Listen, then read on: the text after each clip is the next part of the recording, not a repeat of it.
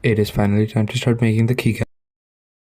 Here you go, it was all done in about an hour and 30 minutes. After that I took it out with the help of Max from De Anza College's print lab. After we took it out of the build plate, we put it in this wash chamber. Super cool.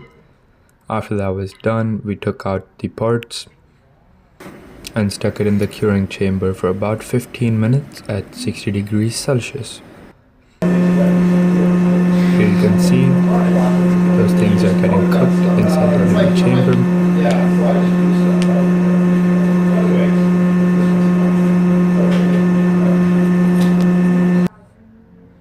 After this was done, I could pop open the curing chamber. Wow. And those were the parts right there.